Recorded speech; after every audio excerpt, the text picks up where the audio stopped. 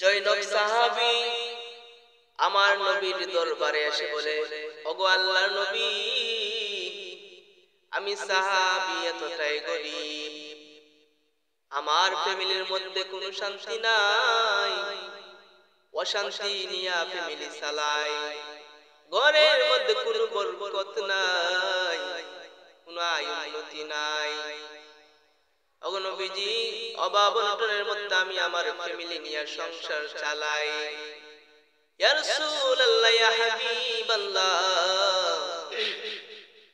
কি করলে আমার ঘরের মধ্যে শান্তি আসবে, রহমত আসবে, টাকা পয়সা ভরপুর হবে? আল্লাহর নবীকে যখন এই কথাটা বলে, আল্লাহর নবী বলেন, ও সাহাবী, আমি নবী তোমাকে এমন একটা আমল শিখাইয়া দিব, যে আমল যদি তুমি করতে পারো, আল্লাহ রাব্বুল আলামিন ওই আমলের বিনিময়ে তোমার ঘরের মধ্যে অসংখ্য টাকা দিবেন, ঘরের মধ্যে রহমত হবে, শান্তি আসবে, অভাব অনটন দূর হবে। সাহাবী বলেন, ইয়া রাসূলুল্লাহ, ইয়া হাবিবাল্লাহ, আপনি জানায়া দেন কোন আমল করলে আমি আমার অভাব অনটন দূর হবে, সংসার শান্তি হবে, টাকা পয়সার মধ্যে রহমত বরকত আসবে। আল্লাহর নবী বলেন, ও সাহাবী শুনো, তুমি যদি সূরাতুল ইখলাস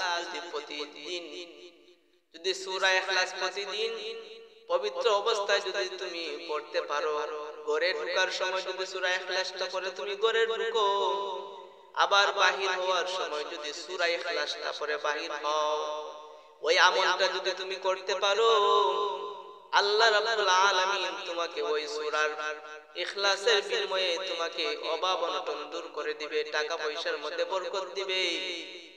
আল্লাহ রাব্বুল আলামিনের বিনিময়ে তোমার অভাব অনটন দূর হয়ে যাবে। সাহাবী আল্লাহর নবীর কথা শুনে শুনে যখন সূরা ইখলাসটা আমল করতে লাগলো, এক পর্যায়ে সাহাবী গরীব থেকে ধনী হয়ে গেল। যে সাহাবী নবীজির দরবারে প্রতিদিন আসতো, কিন্তু ওই আমলটা করার কারণে এত সম্পদ বেড়ে গেল, নবীজির সাথে যোগাযোগ করতে পারে না সম্পদের কারণে। হঠাৎ একদিন নবীজির সঙ্গে দেখা, আমার নবী বলেন, ও সাহাবী, তোমার কি অবস্থা, কেমন আছে এখন?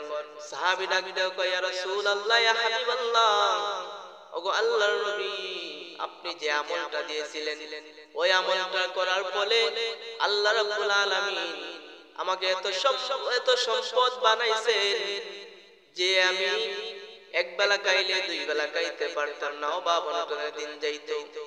আপনি যে আমলটা দিবেন, ওই আমল করার কারণে আল্লাহ রাব্বুল আলামিন এত সম্পদ দিবেন যে সম্পদ আমি নিজে খাই এবং অন্যকে বিলিয়ে দেই। বলেন না সুবহানাল্লাহ।